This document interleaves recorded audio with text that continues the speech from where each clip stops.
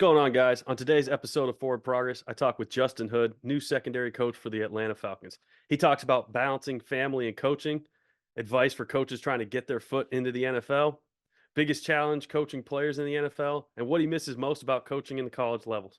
So sit back, relax, and enjoy some Forward Progress. What's going on, dude? Thanks for coming on, man. How you been? Been good, man. Thanks for having me. Appreciate it. Yeah, I know life's probably pretty busy for you. How's the transition to Atlanta going? Shoot, it's always busy.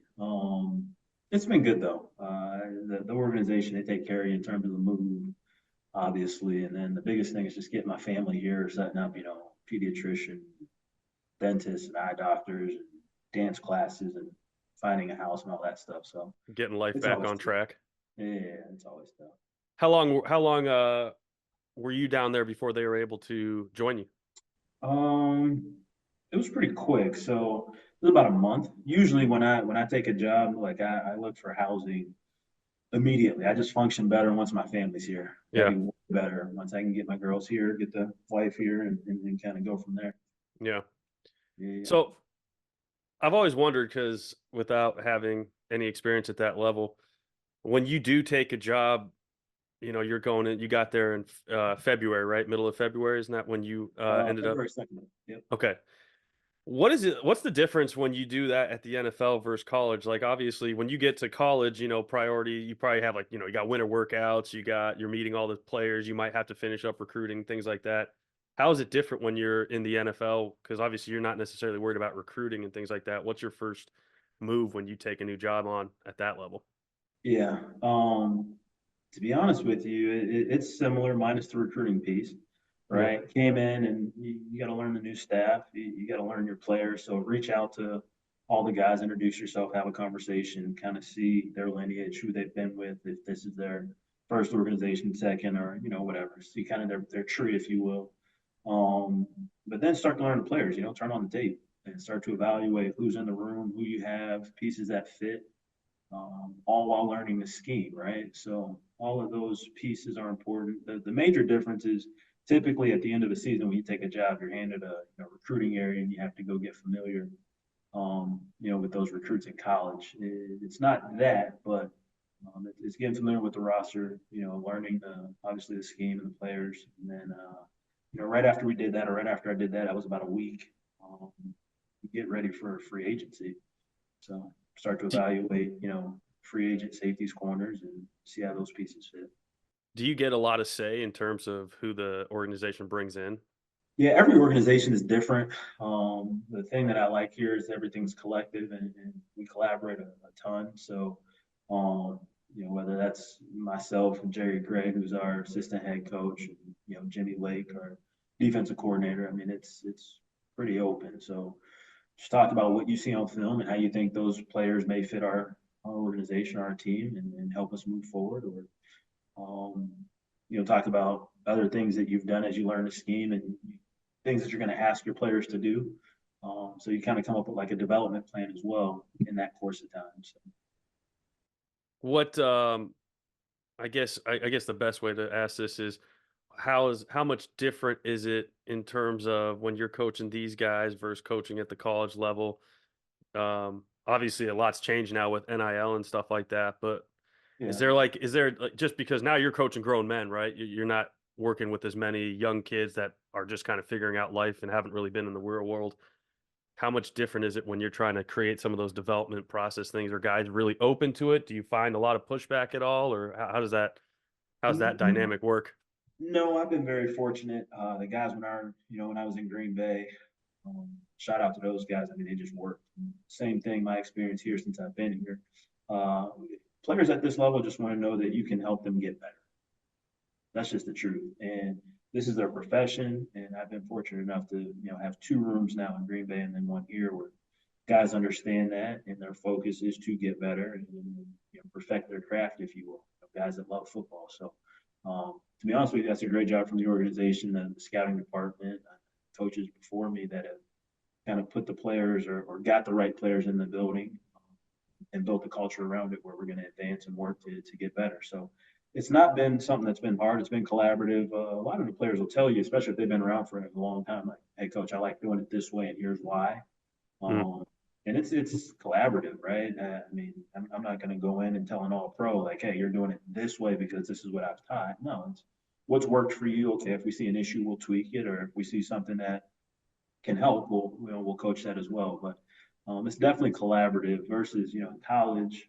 Often a lot of the guys are coming from high school defense, which either there's two or three calls, right? Maybe one Right. blitz. For the most part, they're a single high team and they show it, and there's no disguise or whatever it may be, right? Yeah. So Yeah. it's a little different when you take a young man from being a senior in high school to develop him as a freshman in college and trying to introduce the game of football from a different perspective. Oftentimes, a lot of these young men at this level have seen football and understood it and been coached well in college or previous. So it's been good. I don't know if that answered your question, No, but it did. It kind of leads to the next question is that would you say that's kind of the biggest difference between coaching NFL versus college is how you approach the developmental aspect of developing your players? Because obviously at either level, you're still trying to develop your guys to reach their full potential. Is your approach to it different based on working with the older guys versus when you're working with young guys in college? no, the approach is still the exact same. Um, you got to be able to communicate clearly. You got to be able to start with the fundamentals. I don't care who you are. We're going to start with stance and start. We're going to Mm. start with where you put your eyes. Because at the end of the day, like there's so many things that we complicate as coaches with this game.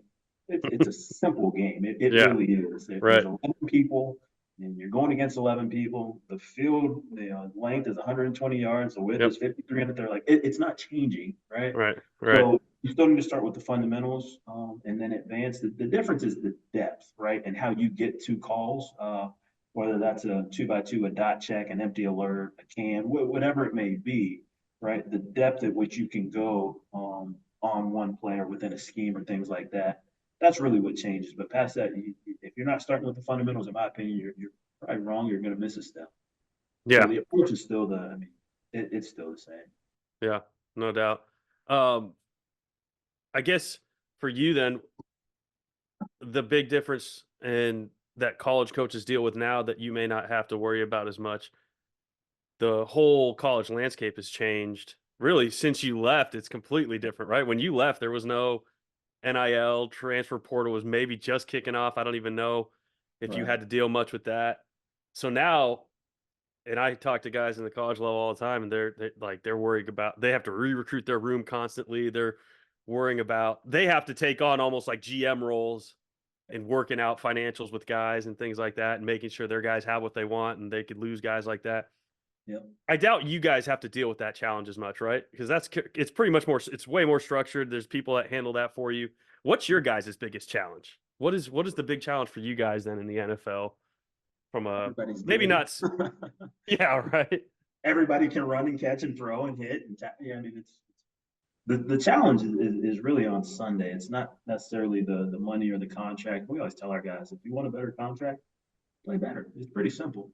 Organizations play players that make plays, and that's just the truth. So I haven't been in those situations where I've had to deal with holdouts or anything like that. I certainly understand it in some regards, certain cases, but completely different than NIL. And I'm all for the young men in college getting paid. I Yeah, really am. The one that kind of gets me is the transfer portal. I was a guy that obviously wasn't good enough to go play Power Five football, right? Play Division II football.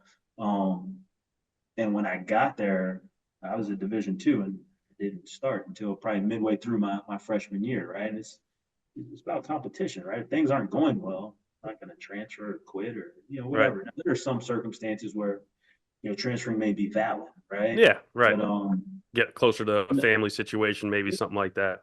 whatever, right? Right. So I understand that, but the whole transfer portal, I'm not a huge fan of it, but I've also never dealt with it, right? Yeah, right. No, I've spoken with multiple college coaches, and they're not fond of it either. The Yeah. NIL deal, I'm all for young men getting paid and being able to capitalize on their name, image, likeness. Yeah, That for really sure. doesn't bother me at Yeah, I don't all. think that was ever really the problem. I think what people are finding the problem is where other teams are using it to tamper with current rosters and things like that, which Yeah, because there is no regulation on it right now, it's pretty wide open. Yeah. there's a lot of backdoor things taking place, which is Isn't that college football? I mean, there's I think something. that's always been. I think it's just getting exposed now, right? Yeah, And I was the talking to someone and like, man, college football, they should really come with or have like a salary cap. And I'm like, well, you think about it, college football has always had a salary cap. It's been zero, yeah, right? And like I know, there were still teams that were able to right, somehow, right, get players in the building, right? right. So, um, yeah, again, I'm all for players getting paid. I don't know how you regulate it. Not my problem. Shoot. Yeah, Um, right. I really don't know how you regulate it, but I am I am a fan of those young men getting paid, or young athletes. I can't even say young men because it's more than just football, but Yeah, the right, young people, young athletes getting paid, and then obviously transfer portal is just it's tough. When things get hard, you don't quit, you don't transfer. And when things get hard, you dig deeper. You find some grit. You find something that somebody else doesn't have, and you overcome that. Right? You overcome right. those challenges, and that's a part of shoot. That's going to take you into parenthood. It's going to take you into any relationship that you have. It's going to take you into life. So Yeah, at the end of the day, like that's why we coach to help build young people, and hopefully some of the lessons that we learn from this sport will carry over into life. And I say it all the time. I mean, it's about those relationships that you build with these young people and how you push them and how they grow. So. yeah. Do you guys in the maybe not you specifically, but as an organization or just in the NFL, how much are teams looking at how many times the guys have transferred? Does that create a negative light on guys much? Or teams not really looking at that? Like, how is the NFL GMs and scouts looking at that picture now from their end? How good's the player? It always comes down Um, to that, right? and I say that there are certain things that you do ask why, right? And there may Yeah, be some red flags, right? I transferred because this wasn't going to happen, or this wasn't getting my way, or that right? You hear those stories, but I was in awe when I walked into my first draft meeting in Green Bay. It was 2021. That's my first season, and just the information that the organization has before they draft a person, right? From injury reports from their freshman year to academics to transfers, obviously any disciplinary actions, whether that's with the law or the institution or the program specifically, just the depth and the knowledge that the organizations have before they draft someone. And then you fine tooth comb it, and then we do interviews with the players, and they come on 30 visits, and you talk to them at the combine, you talk to them at pro day, and there's so many interactions with these young people. Um, so it's I can't necessarily say that it's frowned upon, but we're aware of it, and we don't take light of those issues. If there's something that doesn't fit or sit well with us as an organization, that you don't fit our culture, that's yeah, okay. You're still a really good player. You're still going to be able to play in the NFL, but it's just not going to be with us. So right. It's I like that you bring up the culture side of things because I'm big on it. I've always felt that cultures make a program go.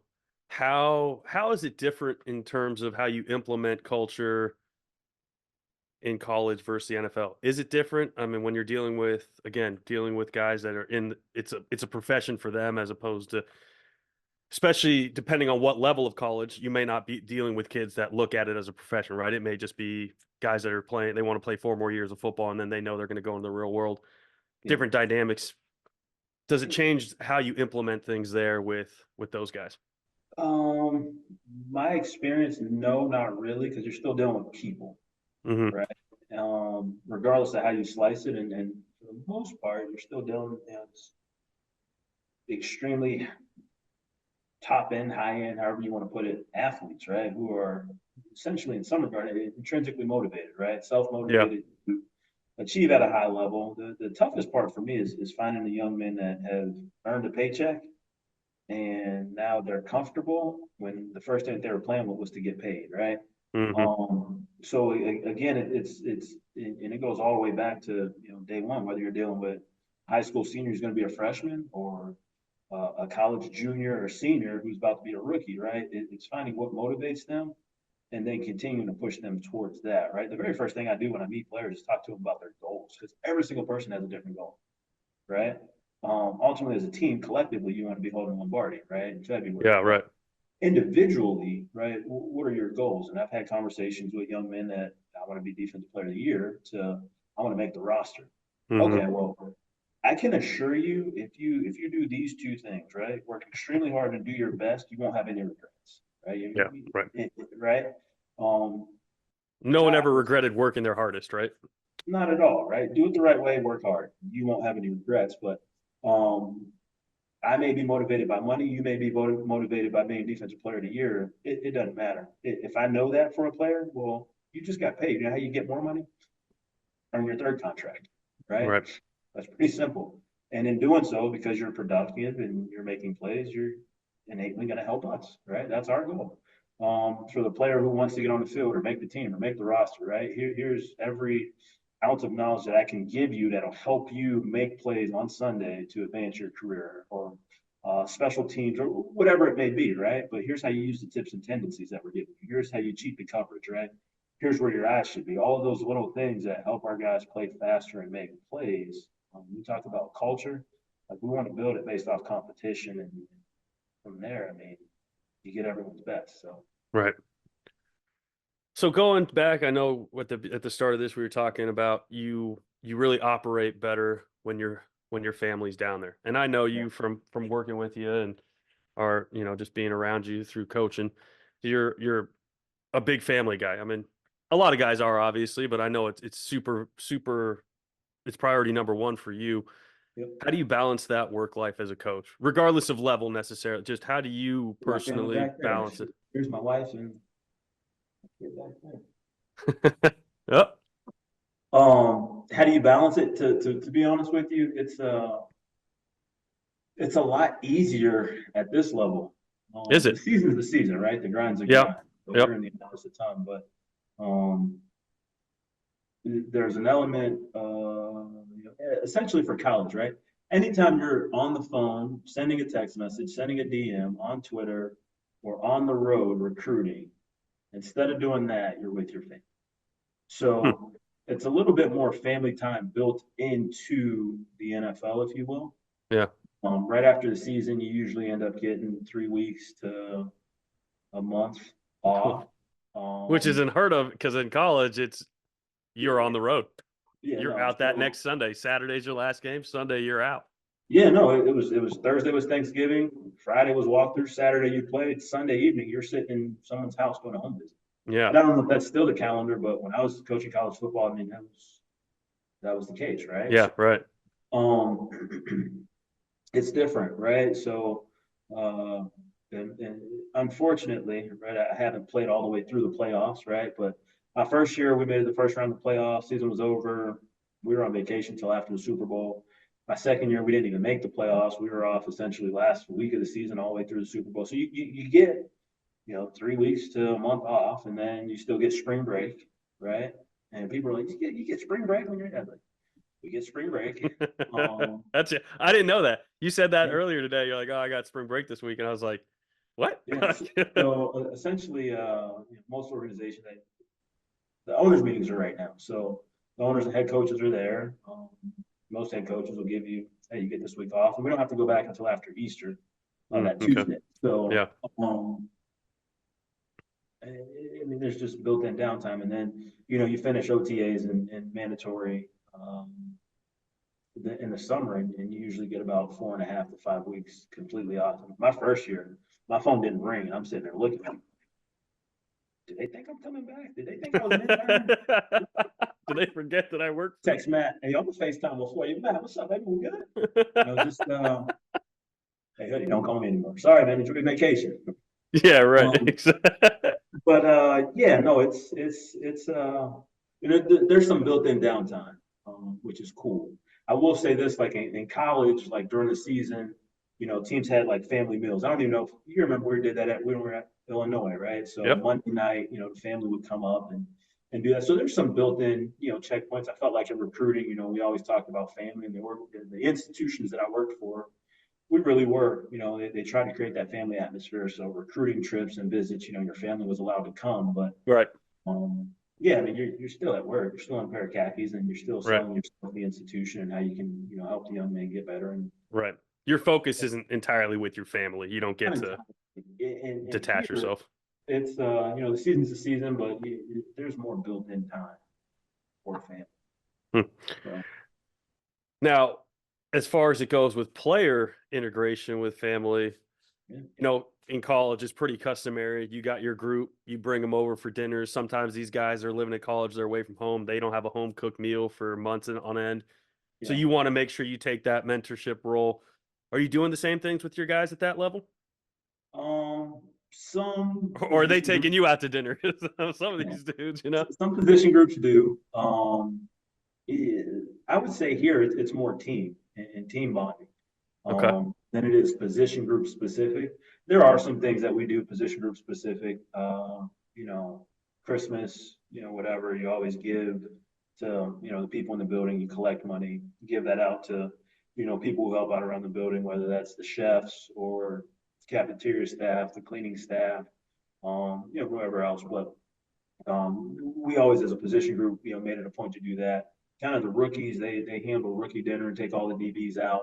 And the coaches, we aren't necessarily a part of that. But then, Hmm. Thanksgiving, we essentially you're still playing, right? Christmas, you're Right. still playing. So Right. um, a lot of the guys would end up having their chef or their private chef, cook up a meal and invite all the guys over. So you still do those types of things, but not as much. And I think a Hmm. lot of it, when I was in college, essentially was I want these guys to see me around my family, right? I want them to Right. kind of emulate or have something to picture in regard to when they're a husband or a father or anything like that. And some of our young players still need that. You can kind of get a sense and a feel for that. But a lot of the players are already husbands, right? They're already Right. fathers. And they got dance recitals to go to the moment they get out of the building, right? Yeah. So it's a little different in that regard, but there's still the element of connectedness that we try to obtain. How how did you get into the NFL? I know, from being at Illinois, I know you did the Bill Walsh deal, but how did you get started? How'd you get your foot in the door and then build on that opportunity? Yeah, so it's fortunate. Obviously, I played for Matt LaFleur when I was in college as our offensive coordinator. Um, and I can't say that we stayed in touch, to be honest with you. He left. My senior year was his last year. He left and went to the Texans. I don't think I talked to Matt for probably 10 years. Hmm. And I had his number. I think he was in Notre Dame maybe in 14, so maybe 7, 8 years. I saw him at the convention, talked to him briefly, got his number. We'd exchange texts every now and then.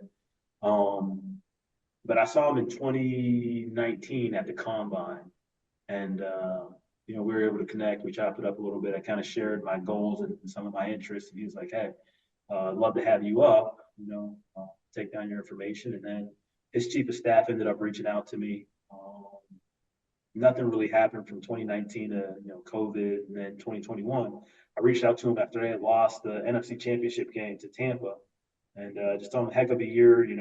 Keep battling. Team was close, whatever, and told him expressed my interest again, and he reached out and I interviewed. He's like, "Hey, we have a new DC. It'll be Joe Barry.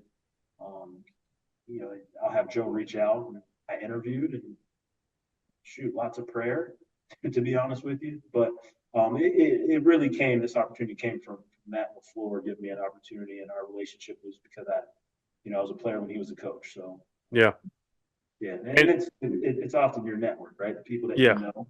right. Um, they just so happen to know the freaking head coach. So What if you don't like, you obviously were in a fortunate situation to play for a guy that ended up being, or not specifically play for him, but obviously he was the OC when you were still yeah, playing there. So one of your coaches fortunate enough to have him turn into an NFL head coach. What is your advice to guys that maybe don't have that type of connection?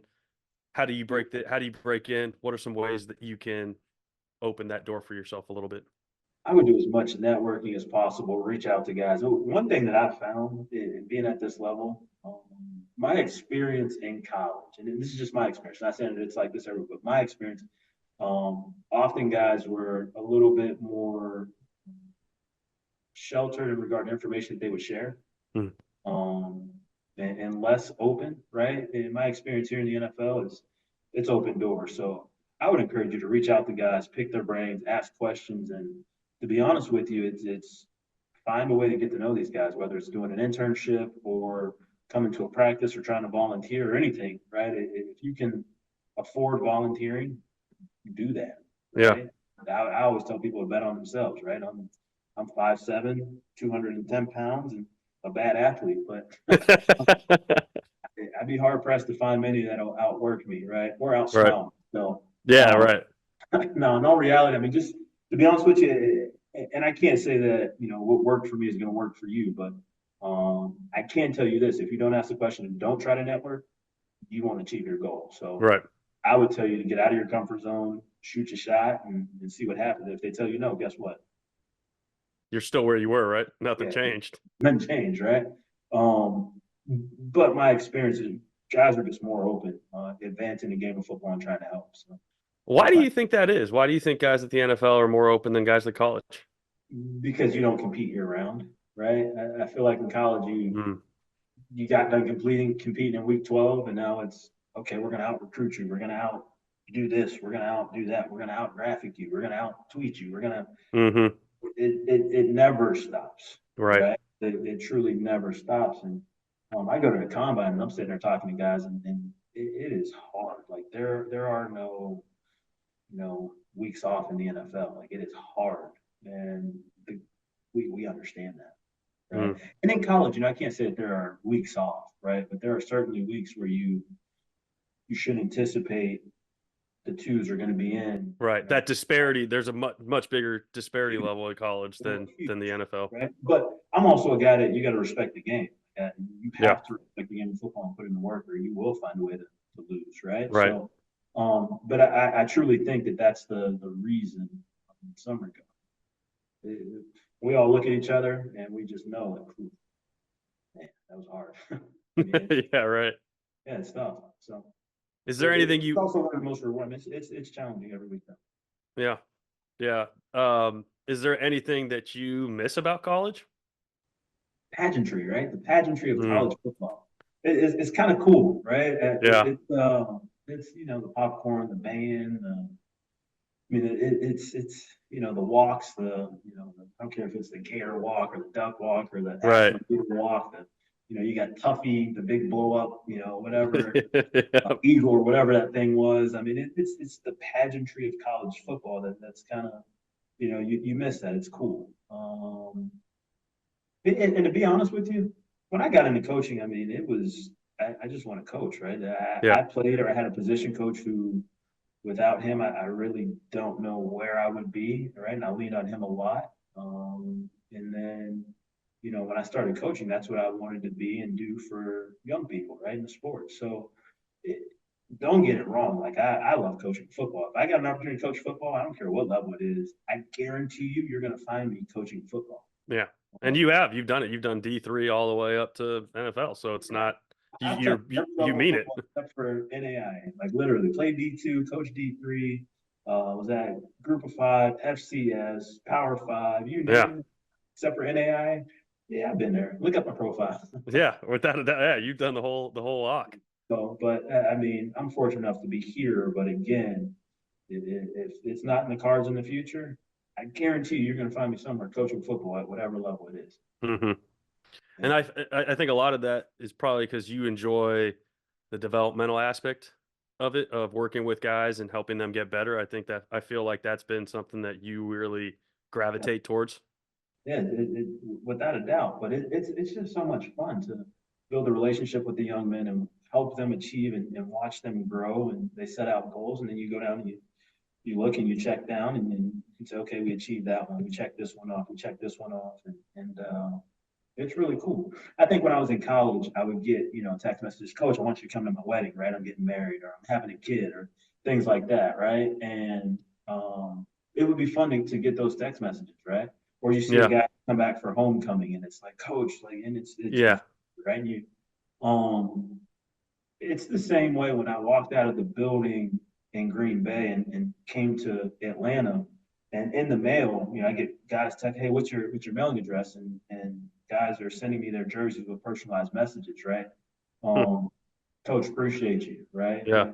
And those types of things like that. that gives me enough juice to keep going, if I'm Yeah. being honest with you. And it's weird because I say this all the time, and I don't want people to think I'm a loser or that winning's not important because ultimately I'll be fired if we don't win, if we're not competitive, right? Right. So I definitely get that. And my goal, trust me, without a doubt, is to be holding Lombardi at some point in my career, right?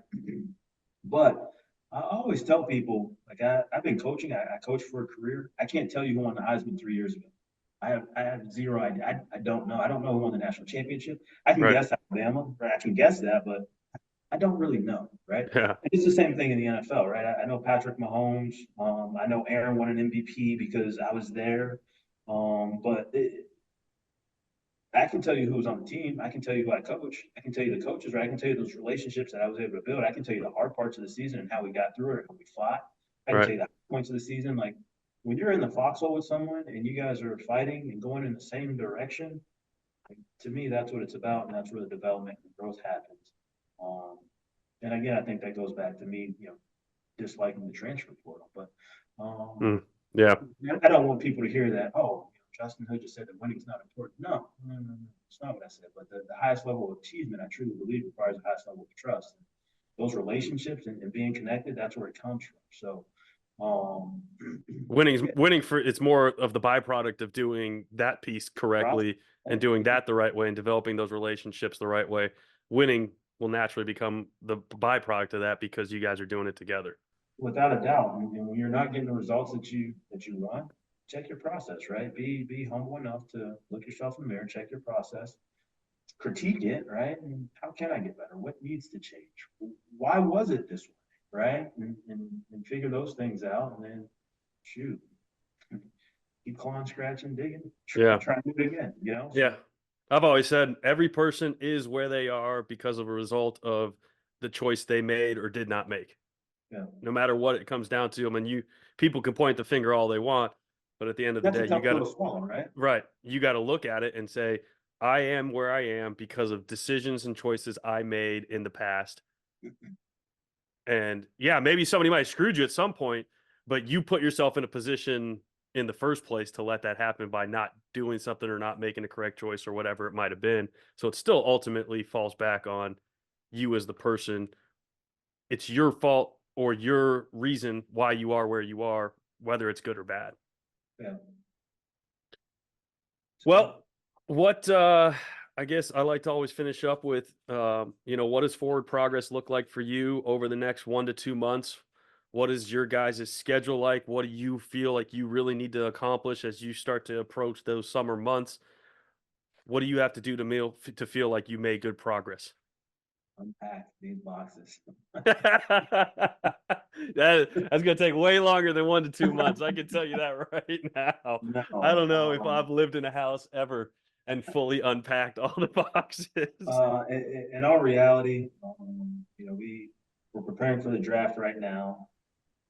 So continue to do our draft evals there. And then, when we get back next week, it's going to be the first day that all the guys are back in the building, right? So that's getting off on the right foot, laying a foundation, expectations, and then just growing and learning with these guys together. We're a completely new staff, Yeah, right? So we have certain checkpoints that we've discussed as a defensive staff. Hey, if we can head into the summer, having these three things laid out, we'd be in good shape moving toward training camp. So those things specifically that we've laid out as a defensive staff, and then obviously getting ready for this draft, and then not lastly, but the last thing I'll mention here is just getting off on the right foot come Tuesday with our guys in terms of phase one, and that's in meetings because you guys haven't been together as a team since you guys have come on board, correct?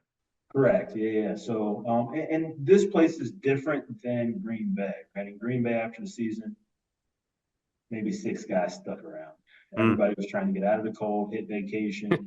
Yeah, no doubt. Here, it's a little different, right? I mean, there's a lot of guys in the building, a lot of guys around. So, they come Yeah, up to the office, you get a chance to meet them and converse and hop on a phone call and whatever. But guys are around the building, which is encouraging to see. Um, and I think it's encouraging. In Green Bay, we knew that the guys were working, right? They always came back and they were in shape. There's something to be yeah, said when I can look out my window and see it, yeah, right? I can look down and go to the weight room and see it, right? So Maybe that's just me, trying to have control, right? Because in Yeah. Green Bay, guys, they always left. They always came back in shape and Right. ready to compete. So, um, but yeah, no, come next Tuesday will be our first organized, operation, as a full team for the 2024 season. And then Awesome. obviously, getting ready for the draft. Yeah. Yeah. That's awesome, dude. My man Hoodie, dude. I appreciate it. It's Yeah, shoot, been a man. long time. I know we talked a little while ago, but I feel like it's over time. We don't talk as much, so I Yeah. really appreciate you taking the time and jumping on. And congrats again, dude. I'm super happy for you. When I saw that news, I was super excited. Had to wait a couple weeks because I knew your phone was probably blowing up, but I was thrilled, man. It was awesome to see your name pop up when it said that you were going to the Falcons. So I Yeah. can't wait to watch, man. I'm super excited for you. I appreciate it, man. And you've always been a great friend, and I wish you well. And thanks for having me, to be honest with you. And man, if I'm being transparent, like everyone hit me up, like, man, congratulations. And to be honest with you, I think you start taking jobs, you start in this profession, and I was extremely young. I think I was 23 or 24 when I started coaching. Um, you always dream, right? You have those dreams of where you want to be and things like that. And, um, it was cool to see that pop across and get the call from Coach Morris, and it was pretty cool. But at the same time, I think the moment I took the call and I looked at my wife and said, "Hey, we're going to Atlanta," I felt like this not sense of like relief, but this, I don't want to say weight, but just a sense of like, so what? Like, Mm, got to go to work. You know what yeah, I'm saying? yeah. So it was briefly celebrated, but But it's really, the hard work's just beginning.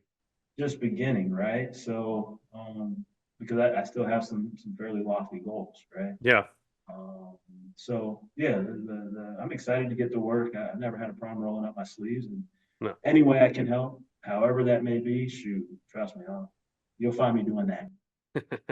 So I Awesome. really appreciate you having me, though, man. Thank you. No, man, thank you. I know, this was one of your weeks off, and I know taking time away from your family right now. So I appreciate it. It means a lot to me, man. It really does. So it was good seeing you again, man. Good luck with everything, and I'll be in touch with you soon.